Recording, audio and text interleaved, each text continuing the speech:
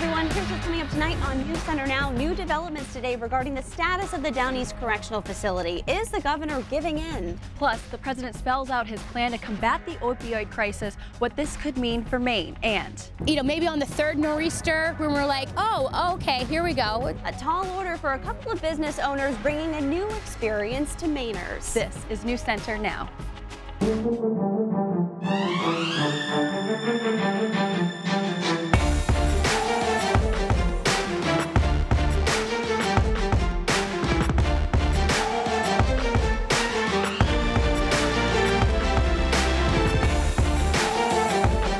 The Down East Correctional Facility will reopen by the end of the week, but with minimal staffing and a minimal number of inmates. Good evening, everyone. I'm Lindsay Mills. And I'm Katie Ortiz in for Lee Goldberg. Governor LePage announced today the Department of Corrections Commissioner made that decision after a ruling from a Superior Court judge last week, saying LePage was wrong to abruptly close the prison. This news comes on the same day that members of the Correctional Officers Union visited Washington County to meet with former prison employees. News Center Maine Samantha Sugarman was there.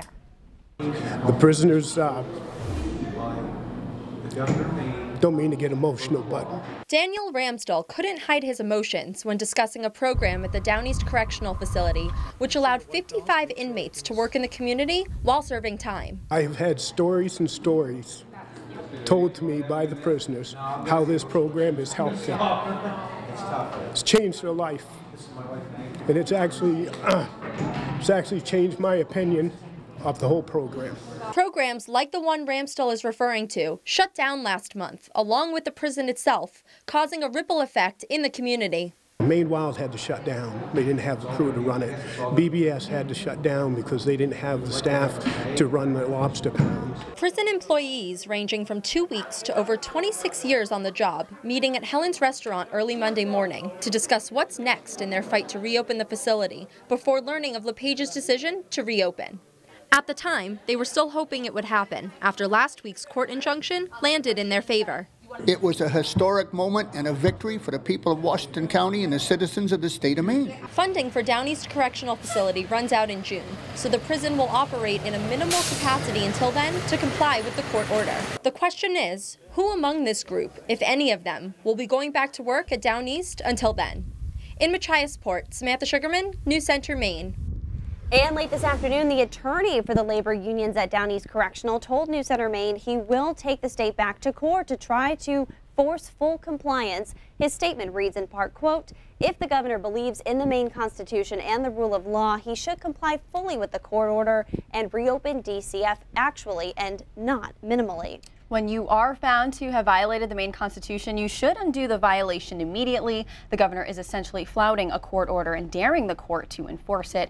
We'll keep following this story for you. In other news today, President Trump is in New Hampshire outlining his long-awaited opioid initiative. The White House is looking to try and curb the nation's opioid crisis, partly by stiffening criminal penalties, including seeking the death penalty for drug traffickers. NBC's Erica Edwards reports from Charlotte, North Carolina. President Trump unveiled his plan to fight the national opioid epidemic in a campaign-style event in New Hampshire, a small state with one of the nation's highest rates of lethal overdoses. I want to win this battle. I don't want to leave at the end of 7 years and have this problem. Okay? I don't want to, right? His proposal includes the death penalty for high-volume traffickers, a law already on the books but never exercised. If you break the law and illegally peddle these deadly poisons, we will find you, we will arrest you, and we will hold you accountable. The idea drew criticism from those on the front lines of the opioid crisis. Addiction is a disease, that treating it like a moral defect or a choice is ineffective and unscientific and frankly inhumane. The plan would also decrease demand by cutting the number of prescription painkillers by a third within 3 years and increase treatment options for those who are addicted. Opioid-related deaths have been rising sharply in recent years, killing more than 42,000 in 2016. President Trump will ask Congress for $6 billion for the initiative. It's money that local leaders say they need most. Imagine how many more hundreds and thousands of lives we can save if only we had the commitment to funding that we need. The plan would also broaden residential treatment for Medicaid patients and increase access to naloxone, which can reverse overdoses. President Trump isn't just going after criminals, he's threatening major litigation against drug companies for their role in the opioid crisis. Erica Edwards, NBC News.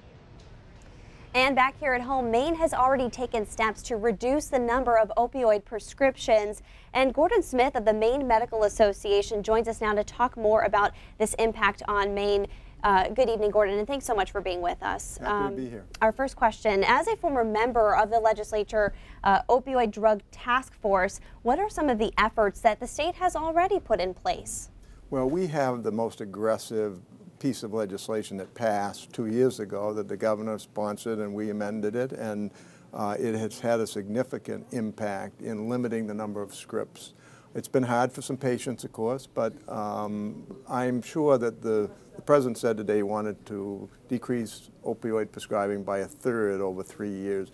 We're already there. We had decreased by 21.5% in the previous 5 years, and I'm sure when I see the 2017 we'll be down by 1/3.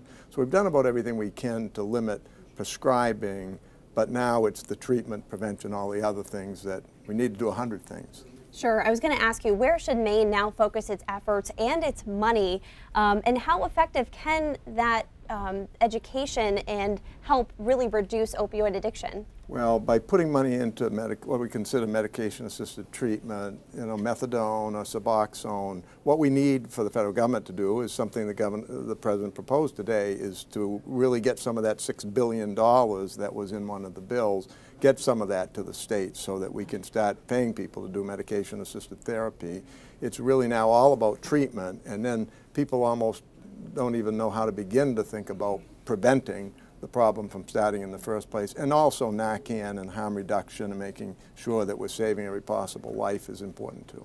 Do you think Maine is paving the way for other states to follow suit, in that we're already ahead of the game in terms of what the president has laid out today? We're already there. We're looking on to the next thing. Well, I think we're well ahead of the game on the prescribing piece. The Arizona legislature had a special session on opioids 2 weeks ago and basically passed 3 or 4 of the 5 things that are in our law. So we are way ahead on that, but we're also behind on naloxone, on prevention, on treatment. So that's where we need the resources and communities. And expanding MaineCare would create insurance probably for 10,000 to 12,000 people that have substance use disorders. So there's a lot of things still to do. Sure. When you say behind on naloxone, does that mean in terms of accessibility? Yes. Well, and we know from all the news stories that the Board of Pharmacy has now got a rule there that it will be available over the counter. It's still going to take 2 or 3 months, but that's almost 2 years from when the legislature first authorized it. Okay, Gordon Smith, thank you so much for taking time to speak with us tonight about this and how the opioid crisis is an ongoing fight for Mainers. Thank you so much. All right, let's send things over to Katie Ortiz. All right, Lindsay, thanks. Calls for a change have come in recent weeks following the deaths of 2 children allegedly at the hands of their caretakers. 10-year-old Marissa Kennedy and 4-year-old Kendall Chick were killed less than 3 months apart, and their deaths are eerily similar. Both were beaten to death by their parent or guardian, according to police. The department that could possibly shed some light on what happened has remained tight-lipped, so News Center Maine is taking legal action. Samantha York joins us now with the details. Sam. Well, Katie, the Department of Health and Human Services has denied our request for Marissa and Kendall's case files, stating privacy laws or open investigations. So we are taking legal action to get those files. DHHS states the files could harm an active investigation, and in the case of Marissa Kennedy, contain confidential information. Now, this is even after Attorney General Janet Mills told News Center Maine that the people of Maine deserve to know what those files contain. So last week we filed papers with the Commissioner of DHHS and the Attorney General appealing the decision to withhold this information from the public. Those papers state the public has a legitimate right to know how its publicly funded Department of Health and Human Services responded to complaints and warnings relating to abuse of the child. Both parties have 14 days to respond, and we hope to have a hearing within a month or so. We'll have documentation on our website, and we'll continue to update you all with the legal proceedings. Lindsay and Katie. All right, Sam, thanks so much. Katie, happy almost spring to you. Happy almost spring to everybody at home. Honestly. Yeah, right? Seriously. Less than 24 hours tonight.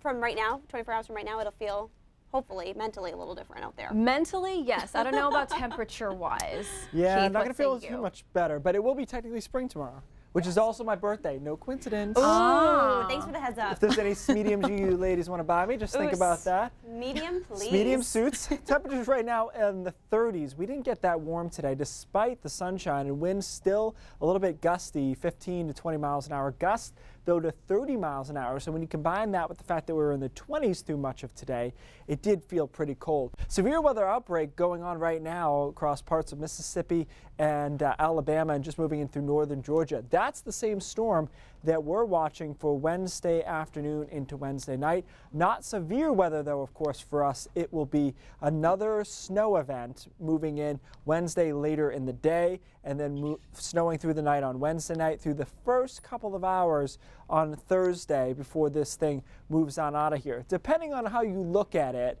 this storm doesn't have the same magnitude as the last one, so that's good news if you don't like snow.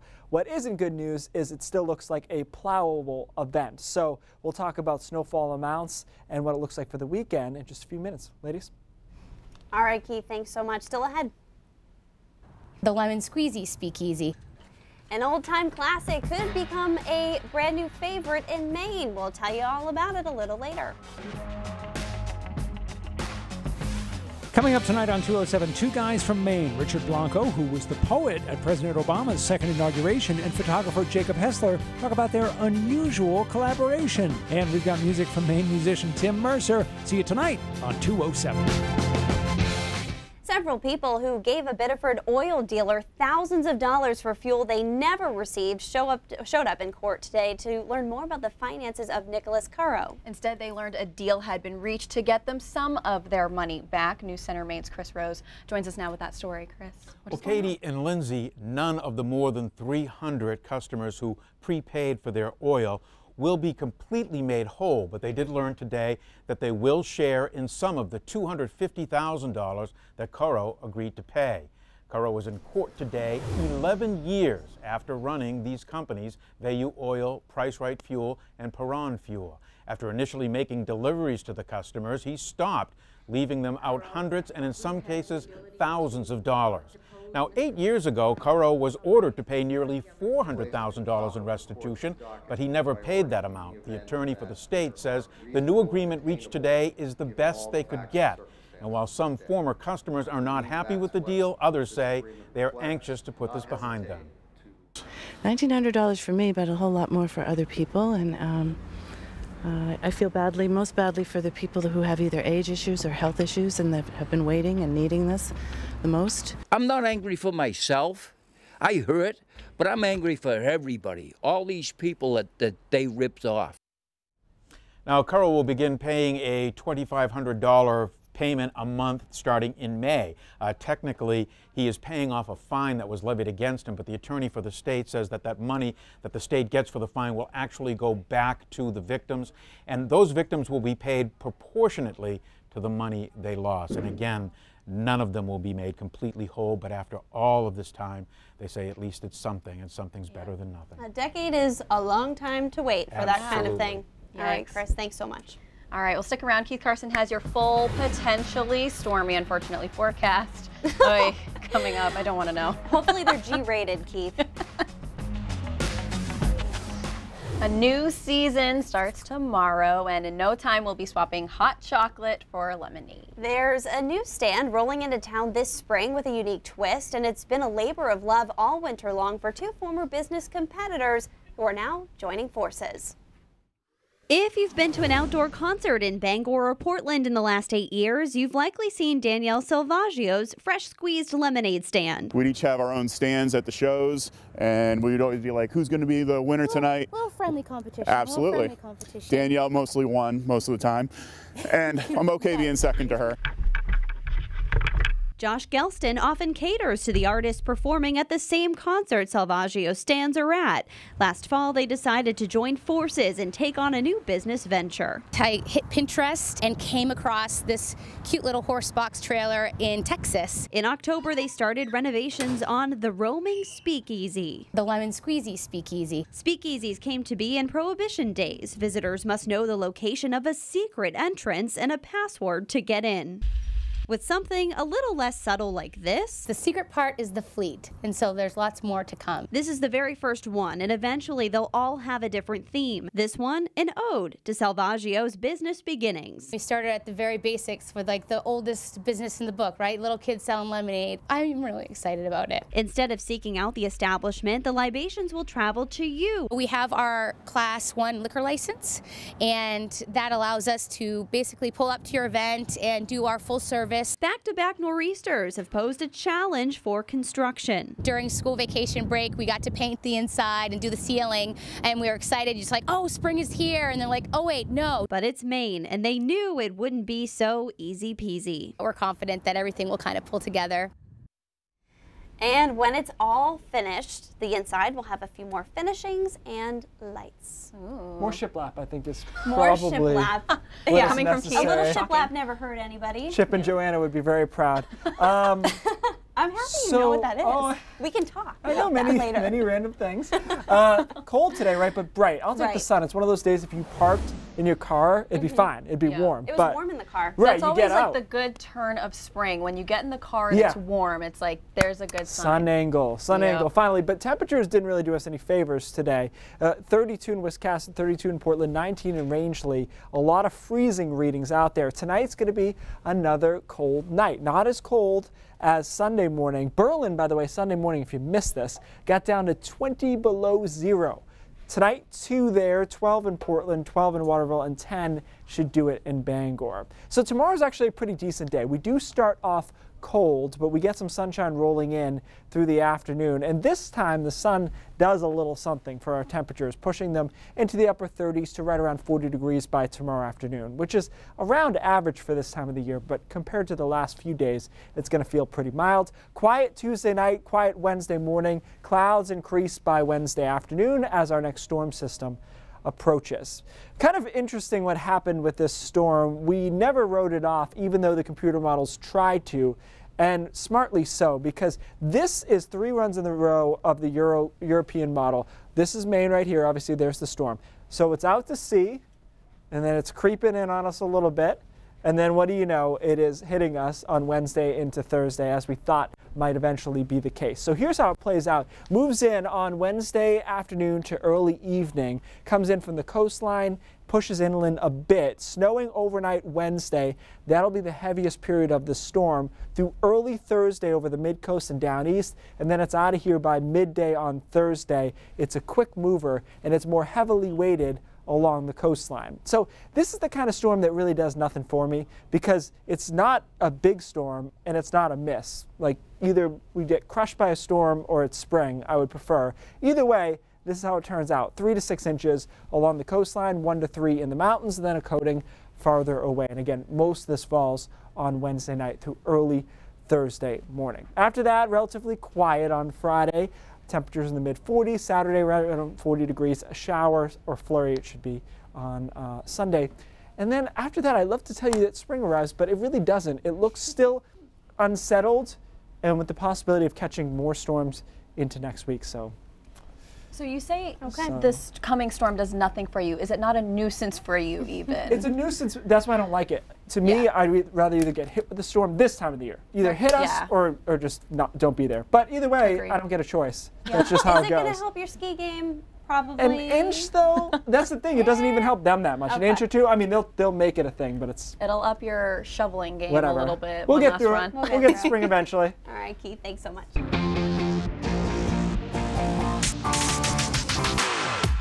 The words data breach are never good, especially when they're in the same sentence as Facebook. Well, Facebook shares fell nearly 5% in early trading today after reports that a company that made Facebook ads for Donald Trump in the 2016 election mined the data of 50 million Facebook users without their permission. That's according to a whistleblower's report published in the United Kingdom's Observer and the New York Times. Now, according to documents in the Observer report, Facebook knew that Cambridge Analytica harvested information but didn't notify users and took only limited steps to recover and protect their info. Facebook denies any data breach, saying that no systems were infiltrated and no passwords or anything sensitive were hacked, but they say they did suspend Cambridge Analytica from its platform. All right, I love those social stops, Katie. Thanks so much. Let's take a look now at what's coming up on News Center Maine at 5:30. There's a lot happening. The president has presented his opioid drug plan in New Hampshire, but some of Maine's elected leaders are trying to fight the opioid crisis. They say a solution isn't yet in sight. And in the world of fashion, we've all heard of counterfeit clothes or shoes or handbags, but counterfeit makeup, it's not only a ripoff, but a health hazard too. We're going to tell you more coming up in our next half hour. Okay, so I promised I'd show you dirty pictures tonight on Brain Drops, and I will deliver. Dirty snow pictures. So we talked about how we were melting snow despite it being below freezing on Friday, and it was all about the sun angle, right? Well, I noticed this as I was walking to work in a couple of different places, and the nerd in me kind of caught onto this. Okay, so here's a snowbank, here's a little dirty patch in the snow. And notice that it's depressed relative to the rest of it. I thought, okay, maybe it was a splash puddle or something. Yeah. But I saw it all over the place, and there were no puddles because it didn't rain. Okay, let's go to the next one. We've got a couple of these. Well, lots of dirty snow pics. Here's another one, leaves. Now, when I went under that, there's no other leaves there. These were on top of the snow. So what do you think's happening here? The dirt's heavy? It's a little bit heavy, but more so, it's dark. So in the other case, you saw, let's do the last one here.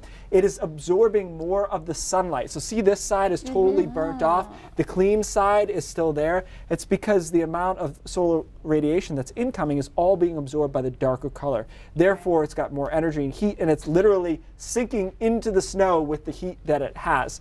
Whereas the white is very reflective. Our next image shows you what's called albedo. So albedo is the measure of how much of the sun is reflected, and it's a 0 to 1 scale. And so the lower the number, the less of the sun it reflects. So asphalt is a very low albedo, and white and snow is very high. So basically, it's sending all that energy back into the atmosphere. The snow is, the dirt, crust, whatever, Band-Aids that are in the snowbank there are absorbing it and making it warmer. This is like an Instagram filter, my amount of saturation I put on a photo. Right.